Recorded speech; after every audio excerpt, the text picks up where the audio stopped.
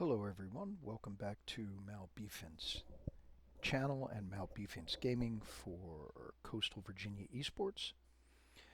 This is the sixth turn of my series replay of Strategic Command World War One. For those of you who have been following the series, you pretty much know what's going on.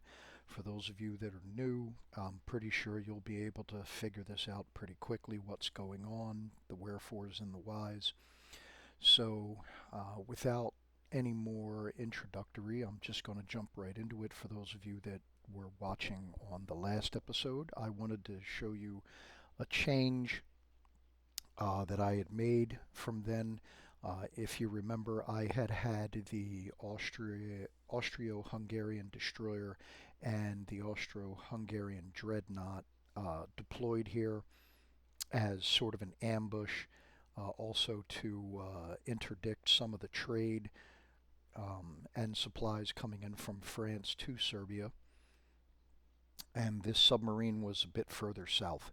I went ahead and I changed my mind about that deployment, and so I just went ahead and moved the ships back into port, and I had the submarine move closer to the straits here.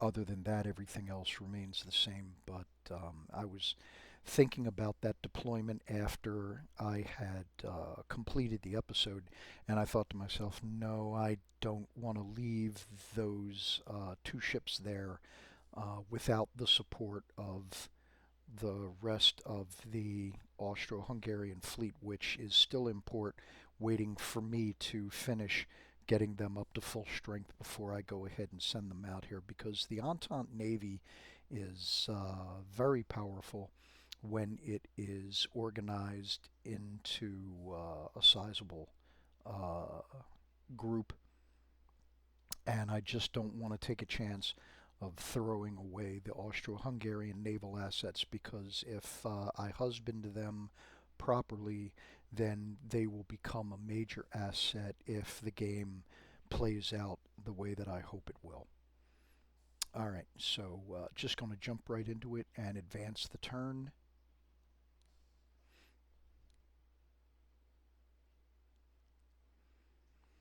Ishid Pasha's Gendarmerie mobilize in Tirana, and Albania joins the Entente. We knew that was coming last term.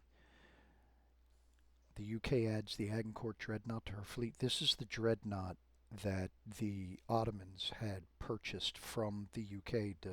The UK built it for them, but then as hostilities broke out, historically the England had seized the ship. London territorial forces mobilized because I have ships off the coast, and the UK joins the Entente. Central Power advance in Poland swings Bulgaria towards Central Powers. I went over that in an earlier turn. So yeah, certain things that you do in the game can cause obviously can cause diplomatic effects. And the UK starts sending supplies to Russia.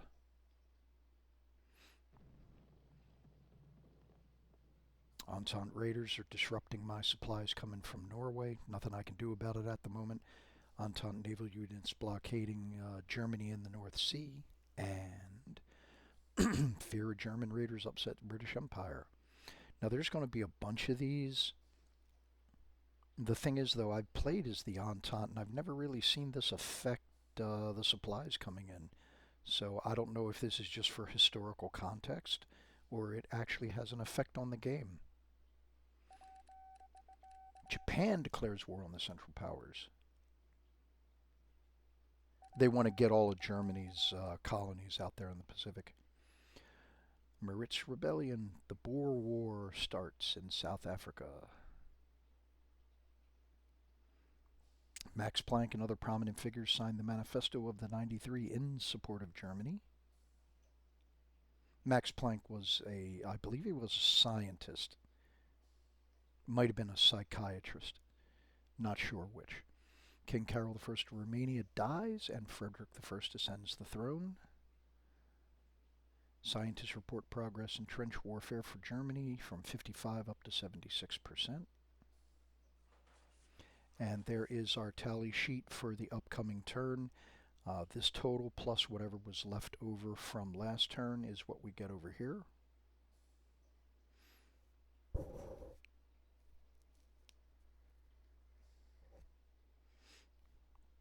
Indian Army formations sail to Europe. Let's hope they show up in France and not Africa. That would be a big help to me. Lord Kitchener issues a call to arms. Now, that's a decision on the part of the UK player, in this case the computer. This one as well. France announces the formation of the Foreign Legion. So what they're doing is they're expending production points in order to be able to get these units. You don't have to. You can if you want to, but you don't have to. And those alerts are letting me know that the computer has chosen to do so. So here we go. Here's the response.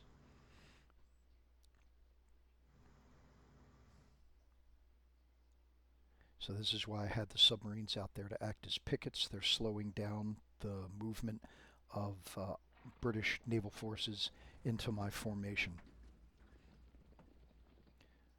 Russians are redeploying.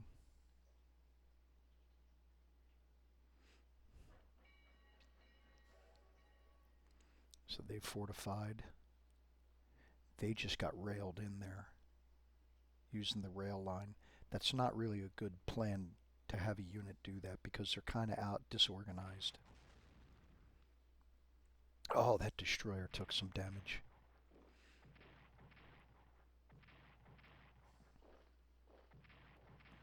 So that's our first offensive on the Western Front.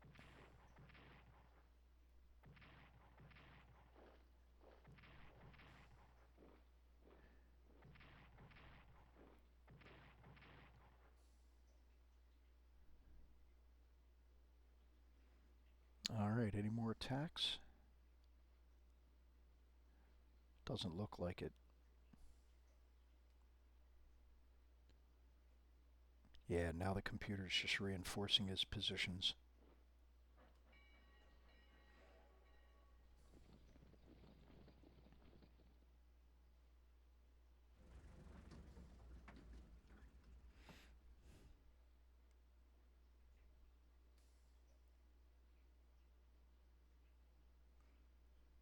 Now, even though this is the sixth turn, we really are still in the very beginnings of the war. If you check the date over here, this turn that the computer is taking is October 10th of 1914, and the fighting only started in August. So as far as World War I is concerned, we're moving along pretty slowly.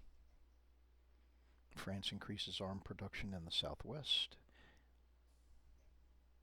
The production value of these locations is increasing, is what that basically means. Central Powers blockade. K-Brat bread made with potatoes, wheat, and rye is launched in Germany. I've never tried that. Don't know if it's any good.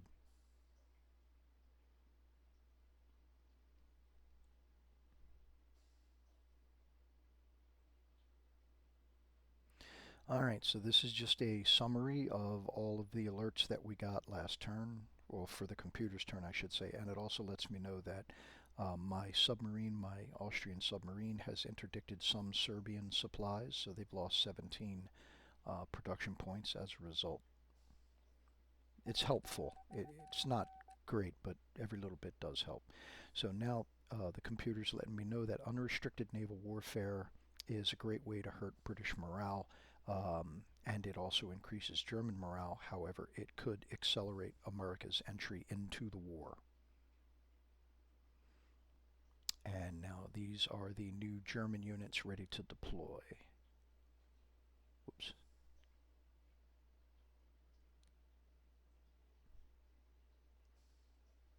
Nuts.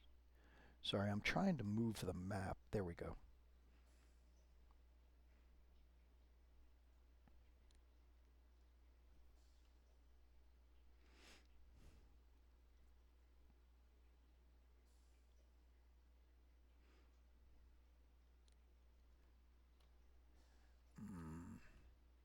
I'm not sure if I want to deploy this German corps here on the Eastern Front or start building up my defenses along the Italian border.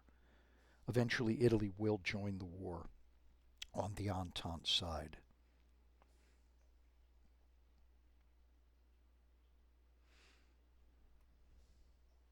Now, I need to stay focused on Russia. I have to knock them out as quickly as possible.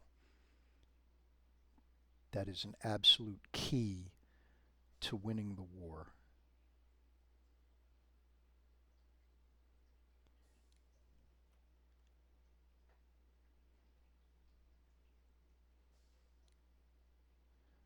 All right. All right, so since we end down here in Mesopotamia, I'll go ahead and move those units first. These folks keep marching, trying to get them all the way down here as quickly as I can. They're not going to make it in time now that the UK is in the war. Chances are very good the very next turn the Ottoman Empire will join the war. And when that happens, you'll see a bunch of scripted events happen automatically, including UK forces here in Kuwait will seize Basra and the oil fields, and then UK forces, will mobilize down here.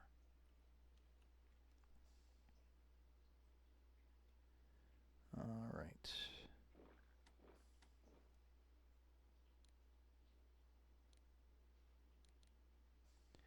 Fortify his position.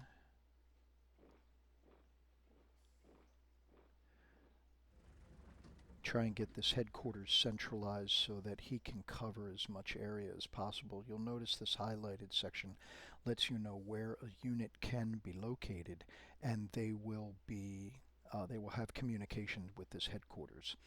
Now, it is affected by terrain among other things, so that's why you'll see like it doesn't get up into here because of how rough the terrain is. So, I mean, even though he's got this road to go around, it can only go so far in one turn. All right, anything else we want to do with Ottoman forces? Nothing else we can do with Ottoman forces. All right, so we will go to the Serbian front next. So it looks like my fears were unfounded. Nothing happened down here in the Straits entering the Adriatic Sea. I did, though. I kind of thought that there was going to be a much larger response than the Austrians could handle, but it didn't happen. So keep moving my submarine around. That way they don't know where it is from turn to turn. They can't gang up on it.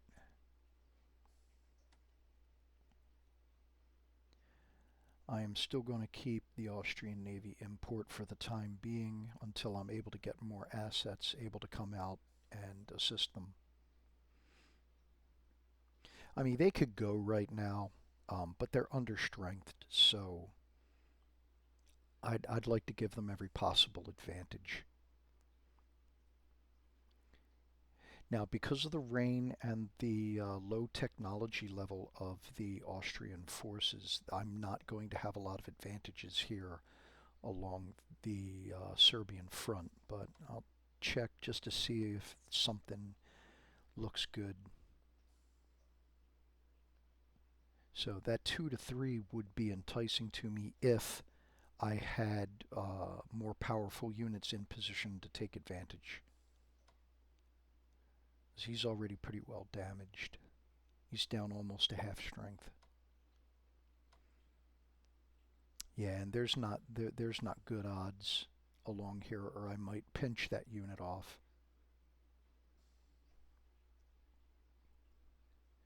So I mean, I might still. If any of these guys were 2 to 3, then I'd go ahead and take the chance, because he is understrengthed. Ah, what the heck. Devil hates a coward. Alright, let's scout him out. This could be a bad idea, but Fortune favors the foolish. Oops, wrong button. Alright, let's see if that's done anything for our odds. Nope. It did not improve the odds at all. Alright, I was hoping that by scouting this unit I might improve his odds to 2 to 3, in which case I would have went forward with the attack, but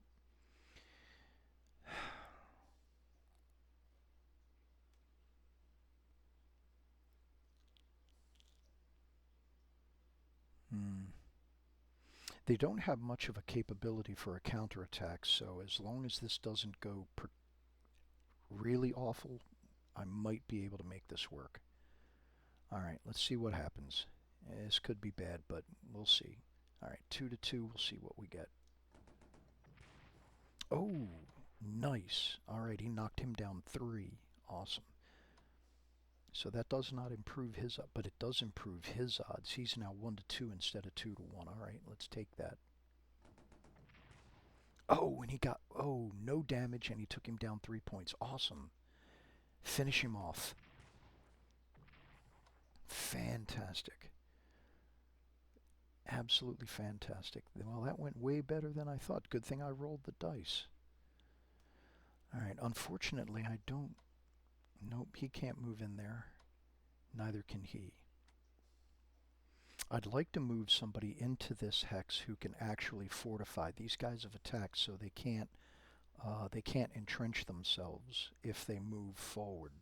But I really would like to take this hex because it gives me 4 sides against Belgrade.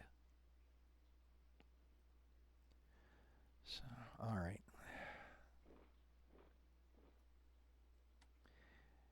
And then he needs to entrench.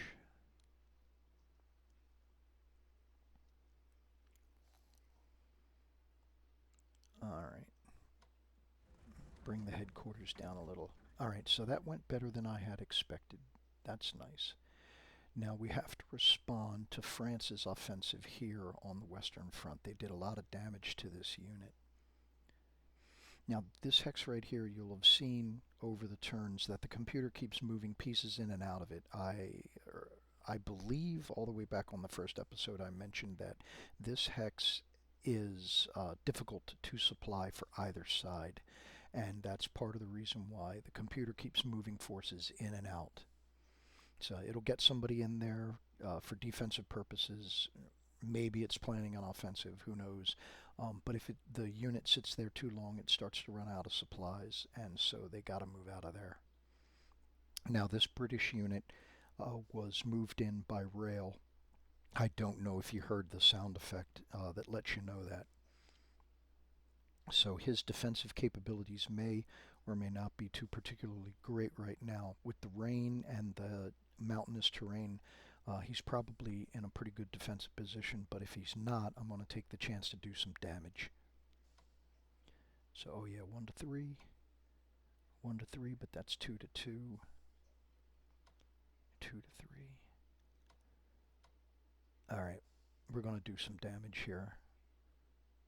Now, do I want a scouting mount first? Yeah, let's do that.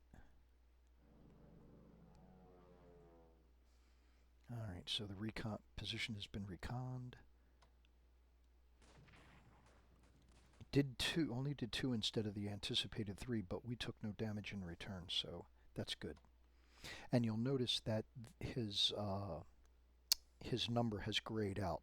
That means that he's low on supplies, and this unit is now taking negative effects from being low on supply. Alright, so he did 4 to 1. Now we can do this.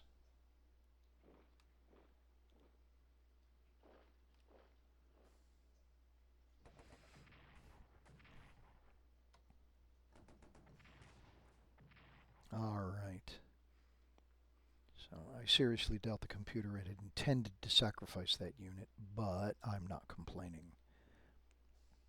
Alright, move him out. And he can reinforce. And then I will spend the resources to get him his elite reinforcements, so that way they're ready next turn in case this offensive continues.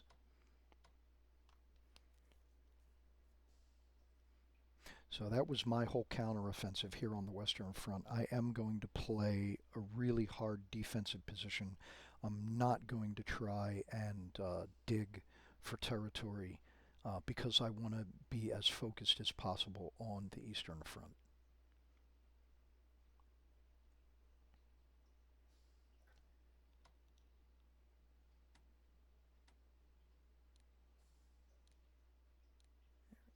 And I mean, I can move him. Well, yeah, let's do that. That way I can get him his elite reinforcements. When you've got units in contact with each other, I went over this once before in an earlier episode. If you have units that are in contact with the enemy, you cannot do upgrades like elite reinforcements or improvements in weapons technology. All right, so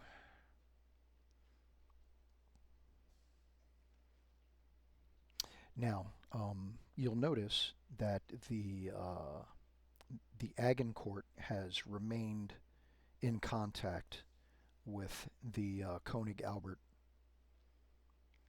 and then the Empress has arrived here. Now, I do believe that the Empress actually deploys in one of these hexes, but because my forces and my mines are occupying these hexes, it has to default to this empty hex here, which is kind of a gaming effect, basically. But I ain't going to complain because it gives me an advantage. I get to wipe out a seaplane carrier right off the bat. The Agincourt did not have to stay here, but the computer chose to have it remain for whatever reason. As if a unit does not have any movement left, doesn't have any movement points left, there'll be um, that little gray circle underneath it.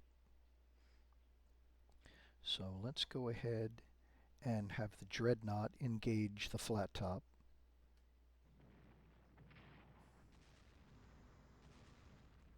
Alright, so my Dreadnought took a little bit of damage, nothing major. So let's get him out of there. So see, there's letting you know he doesn't have any movement left. The Empress attempted to retreat, but unfortunately didn't have a lot of really good options.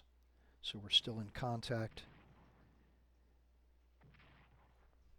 One of the quickest ways to drive down morale in this game is naval victories. Now, I don't want to stick around because the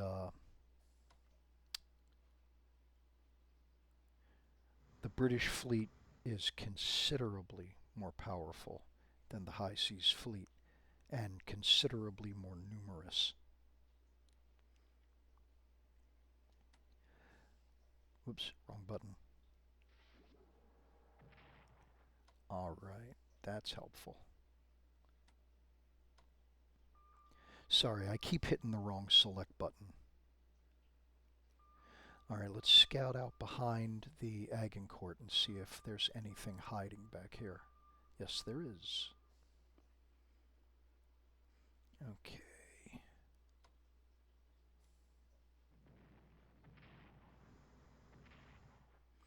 That was not a bad exchange at all. We did, what, 4 points of damage for only 1?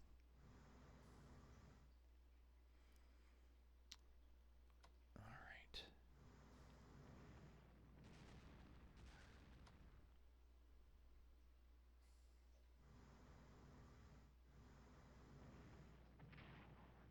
Oh!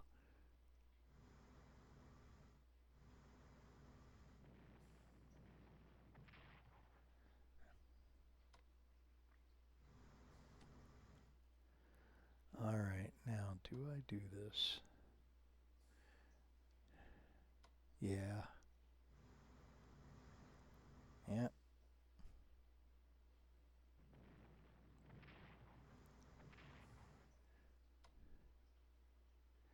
Nuts, now he's going to be stuck out here.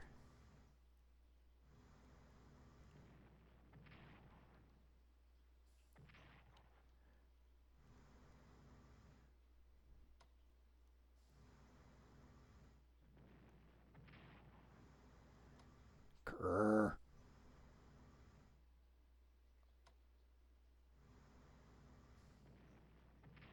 There we go.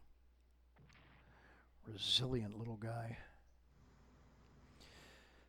Alright, so unfortunately now I've got ships that can't get back home this turn, so they're exposed. Some of them are high value targets, so I'm going to have to move into a defensive position to help them survive the up and coming counterattack.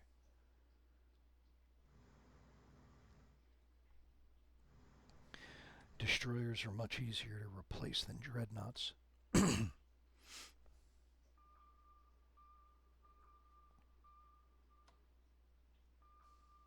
Uh-oh.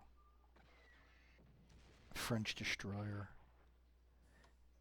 Had not expected that.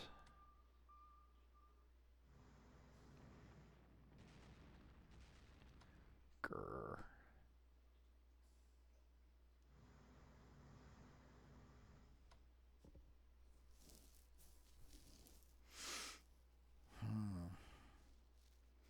Destroyer on destroyer warfare doesn't really yield a lot of damage.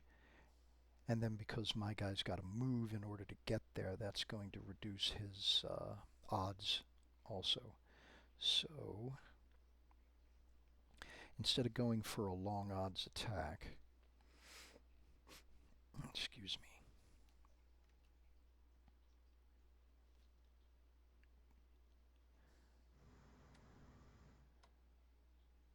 just going to do what I can in order to cover the, what is that, the Rhineland.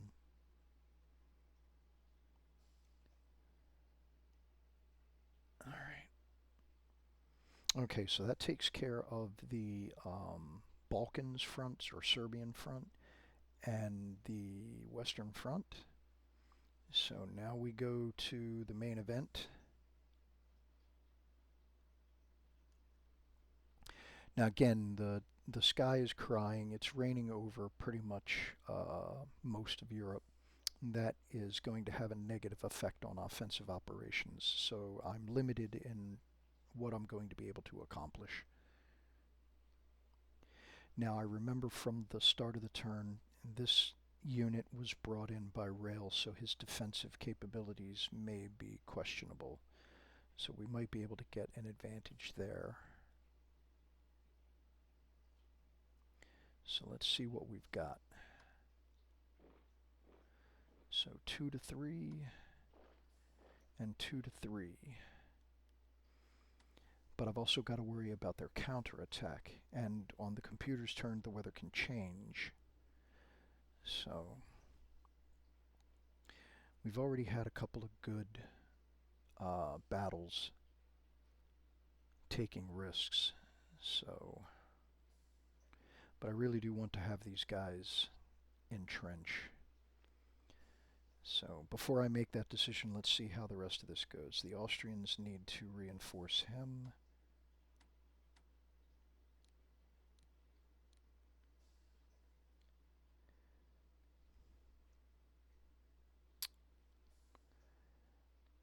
Now, I wound up exposing him, but nothing bad happened, so I don't want to push my luck with that. Let's go ahead and entrench him now. Hang on. What are his odds there? 2 to 2 and 2 to 2, but I don't really have anything to back him up. So yes, we'll just entrench.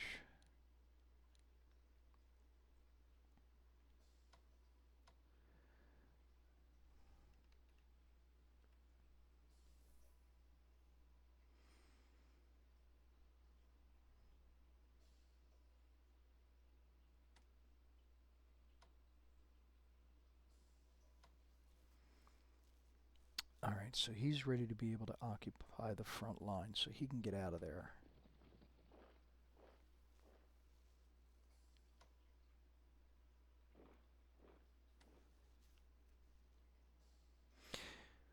Now, I don't use force march a lot because of the detrimental effect that it has on morale and readiness. So I know a lot of folks that have played this game extensively. You may have a criticism about my doing it that way. It's just my play style, that's all. Doesn't mean either one of us are right or wrong.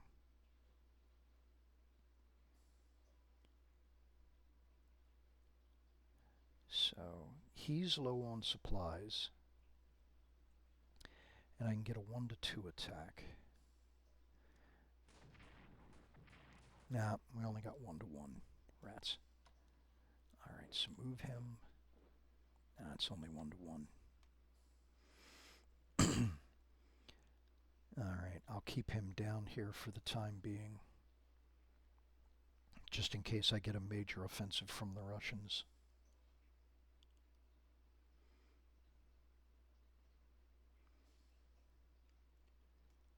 So now we'll just reinforce him. You, on the other hand, I'm going to stick your neck out.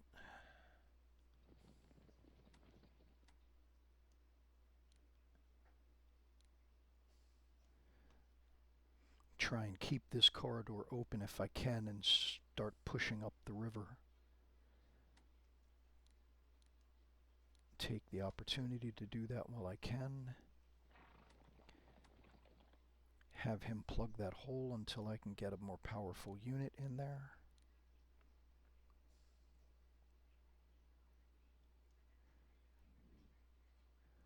Alright.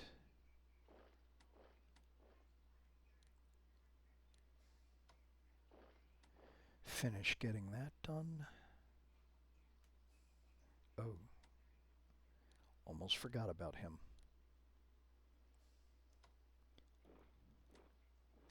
Now, luckily I had somebody there to take his place on the front line.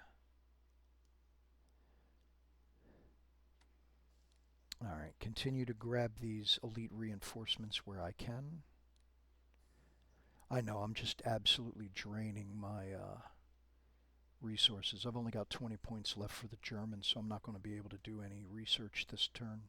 But that should be okay. I've gotten, yeah, so gas and shell, trench warfare, industrial technology, infantry weapons, artillery weapons. Those are the ones that are most important to me at the beginning of the game for the Germans, because the Germans have already got command and control level 2 and infantry warfare level 2. And they've already got logistics level 2 as well. Now, production technology is equally as important. What that does is it lowers the cost of purchasing a new unit, but I really want to work on having more production points at the start of the turn. And then these three right here, especially trench warfare and infantry weapons, they are critical.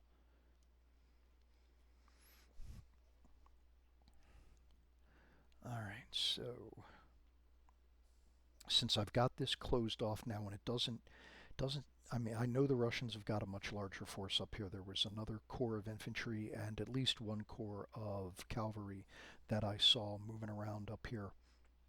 However, my defensive line is strong enough to where it'll hold against that for the time being, so I can start moving the 22nd Reserve Corps. I can move them closer to where I want to run my offensive.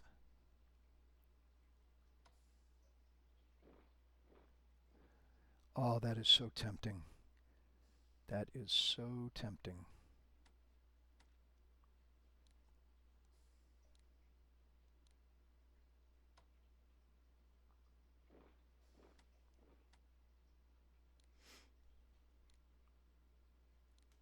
Okay, so we've cut this rail line.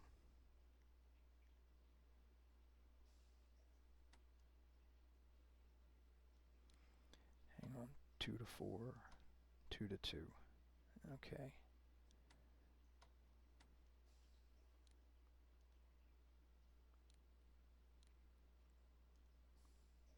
So there's still the threat of a Russian counteroffensive, and a major one at that, especially with winter coming up. The computer loves winter offensives.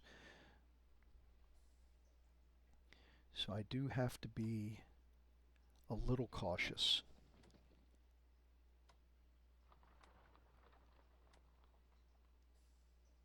Okay.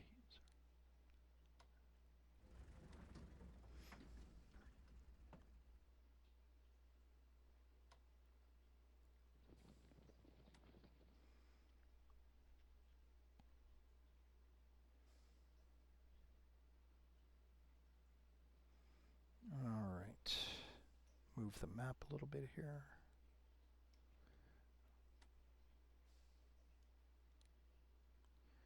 All right.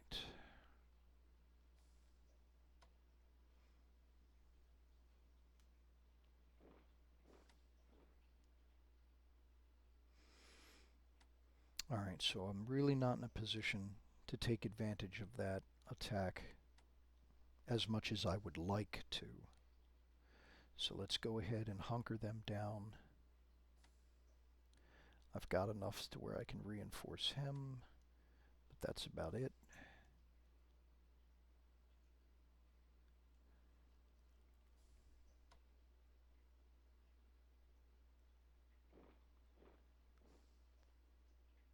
I know this is a pretty thin line, but the computer's Russian forces are really not much in a better position. You play the game long enough, you play both sides, you know what generally what's available. And what you're looking at here, let me move the map a little bit for you. What you're looking at here is about 2/3 of Russia's available strength in the field. So if they want to throw a major offensive at me, they're going to thin their line out in order to do it. Now, I know you can't win a war without taking risks. I totally get that. But you also don't win wars by being reckless.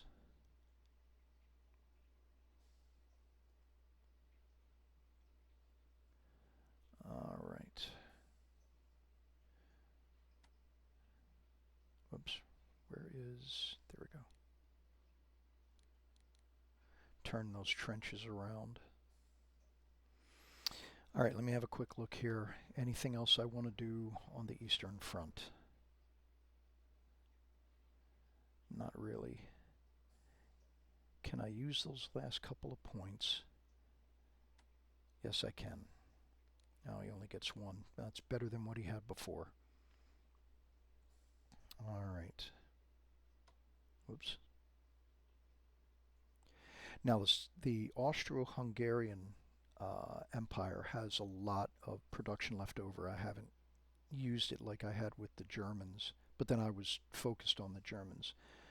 So now, so they attack, so I can't reinforce them. He attacked, he can't be reinforced, but luckily he's in a position where he can only get attacked on 1 hex at a time. So even though he's under strength, he's in a relatively good defensive position.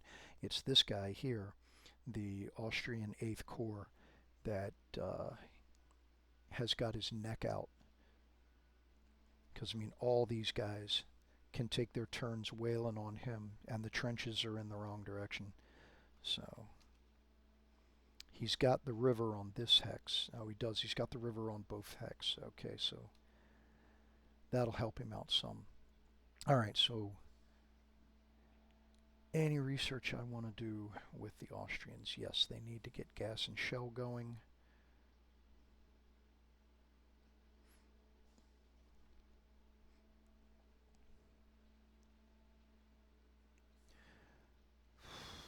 I really should do infantry warfare or command and control, but I want to mobilize some more naval units. I want to get them up to full strength.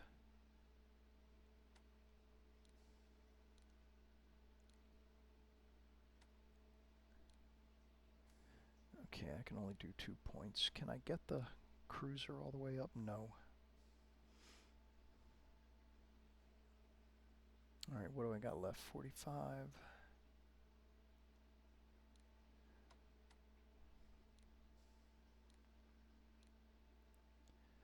All right. Okay, now the Ottomans.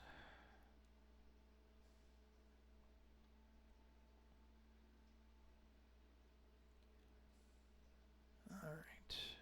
Research for the Ottoman Empire. Oh yeah, definitely. Get infantry weapons going. And I've got enough left over to where I can do industrial tech. And that's it. That's as far as they can go.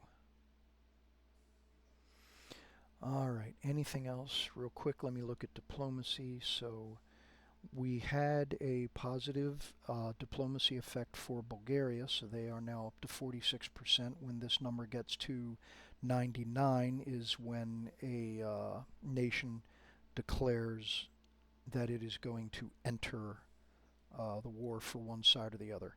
And in this case, the Bulgarians will join the Central Powers. So have I used any of my diplomacy chits? Nope, I've still got all 5 of them available. And Austria still has all 4 of theirs. So I haven't done any diplomacy yet. Diplomatic warfare, if you will. So, I mean, I have a plan for diplomatic warfare, and it basically boils down to this. I want to try and get Switzerland in the war on the side of the Central Powers, but the timing has to be good. I don't want to do it too soon because then they become a liability because of the small amount of forces that they start the game with. Let me zoom in on Switzerland here. When they mobilize, they only have a few forces available, and most of them are just garrisons. So I would wind up getting this extended front, and I wouldn't get a whole lot for it. It wouldn't do me a whole lot of advantages. However, if Russia has been defeated and I am bringing that vast army over to this side of the map, then if Switzerland joins the war, it becomes a huge benefit. The extended front now becomes a liability for the French and the British instead of a liability for me. Usually by that time, Italy is also involved in the war, and fighting up here in northern Italy is usually a major slogfest. It's difficult to make any advance, so having the the Swiss border, that's twice I've done that now. Having the Swiss border open up, that is a big help to getting a little bit more mobility going on up here in northern Italy. It doesn't last long. It is a limited advantage. The computer is well programmed enough to go ahead and slam those doors closed as quickly as it can. But what it would do in the long term is that it thins out the enemy line. So it makes it easier for me to get breakthroughs. And then eventually you'll also have concentrated artillery will also be a big help in these advances. All right. Okay, so enough musing. Excuse me. Enough musings. We've seen.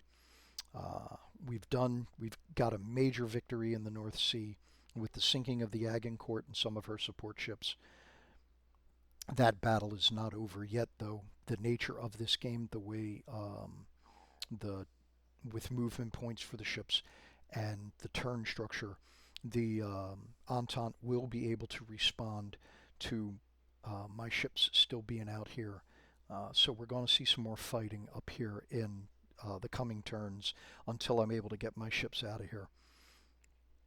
The High Seas Fleet is still vastly outnumbered, like 3 to 1, if not worse, by the combined French and British fleets. So I don't want to stay exposed out here, or I'm just going to wind up sacrificing a fleet for no reason. So, but our mission was successful. We have mined the Thames. We have mined the Dover Straits. If the French or British navies want to come up through here or go down back this way for whatever reason, they're going to have to deal with my sea mines, my naval mines. So that actually could get us a huge advantage because it could, I mean, it won't sink a vessel outright, but it'll do a lot of damage to it. And as you've noticed with my trials with the Austrian Navy, repairing naval ships is expensive. So, all right, so that does it for this turn. Thank you very much for watching, and I will see you on the next one. Please remember, if you've made it this far, leave a like, and if you would, subscribe. And by all means, if you have a question, leave a comment, and I'll see you in the comment section. Thank you.